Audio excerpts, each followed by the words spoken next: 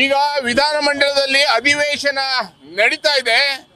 ಕನ್ನಡಿಗರ ಪರವಾದಂತ ಮಸೂದೆಯನ್ನ ಮಾನ್ಯ ಮುಖ್ಯಮಂತ್ರಿಗಳು ಮಂಡಿಸಲೇಬೇಕನ್ನುವಂತ ಒತ್ತಾಯವನ್ನ ಮಾಡ್ತಾ ಇದ್ದೀವಿ. ಯಾಕಂದ್ರೆ ಇವತ್ತು ಕಿರಣ್ ಮಜುಮ್ದಾರ್ ಏನು ಜಿಗಣಿಯಲ್ಲಿ ಮತ್ತು ಆನೇಕಲ್ಲಲ್ಲಿ ಅವರ ಏನಿದೆ ಬಯೋಕಾನ್ ಸಂಸ್ಥೆ, ಅದರ ನೀರನ್ನ ಕುಡಿದು ಅನೇಕ ಜನ ಕಾಯಿಲೆ ಬಿದ್ದಿದ್ದಾರೆ. ಆ ಊರಿನಲ್ಲಿ ಆ ವಾಸನೆಗೆ ಬದುಕೋದು ಕಷ್ಟ ಇದೆ.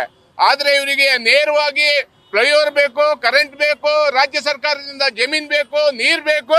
ಆದ್ರೆ ಕನ್ನಡದ ಮಕ್ಕಳಿಗೆ ಕೆಲಸವನ್ನ ಕೊಡ್ಲಿಕ್ಕೆ ಯಾಕೆ ನಮ್ಮ ಮಕ್ಕಳಿಗೆ ಕೆಲಸ ಮಾಡುವ ಇವ್ರಿಗೆ ಯೋಗ್ಯತೆ ಇಲ್ಲ ಅಂದ್ರೆ ಇಲ್ಲಿಂದ ಖಾಲಿ ಮಾಡ್ಲಿ ಪರವಾಗಿಲ್ಲ. ಈ ಮಸೂದೆಯನ್ನ ಮಾನ್ಯ ಸಿದ್ದರಾಮಯ್ಯನವರು ಯಾವ ರೀತಿ ನಾವು ಕನ್ನಡಿಗರಿಗೆ ಉದ್ಯೋಗ ಕೊಡ್ತೀವಿ ಅಂತ ತಂದ್ರು, ಅದನ್ನ ಈ ಕೂಡಲೇ ಜಾರಿಗೆ ತರಬೇಕನ್ನುವಂತ ಒತ್ತಾಯವನ್ನ ಮಾಡ್ತಾ ಇದೀವಿ.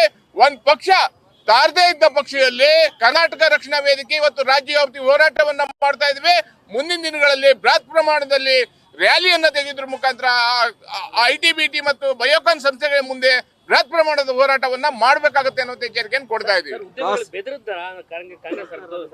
ನೋಡಿ, ಸರ್ಕಾರಕ್ಕೆ ಟ್ಯಾಕ್ಸ್ ಅನ್ನ ಪ್ರತಿಯೊಬ್ಬ ಮನೆಯವನು ಟ್ಯಾಕ್ಸ್ ಅನ್ನ ಕೊಡ್ತಾನೆ, ಪ್ರತಿಯೊಬ್ಬ ಉದ್ಯಮಿನೂ ಟ್ಯಾಕ್ಸ್ ಅನ್ನು ಕೊಡ್ತಾನೆ, ಚಿಕ್ಕ ಚಿಕ್ಕ ಅಂಗಡಿಯವರು ಸಹ ಟ್ಯಾಕ್ಸ್ ಅನ್ನ ಕಟ್ತಾರೆ. ಇವರಿಂದ ITBT ರಿಂದ, ಕಿರಣ್ ಮಜುಮ್ದಾರ್ ಇಂದ, ಮೋಹನ್ ದಾಸ್ ಪೈ ಇಂದ ಅಥವಾ ಇನ್ಯಾವನೋ ಇಂದ ಈ ಸರ್ಕಾರ ನಡೀತಾ ಇಲ್ಲ, ಕನ್ನಡಿಗರ ತೆರಿಗೆಯಿಂದ ನಡೀತಾ ಇರುವಂತದ್ದು.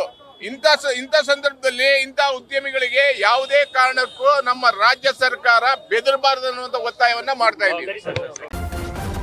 ನ್ಯೂಸ್ ಫಸ್ಟ್, ನಿರ್ಭೀತಿಯಿಂದ ನಿಮ್ಮ ಪರವಾಗಿ.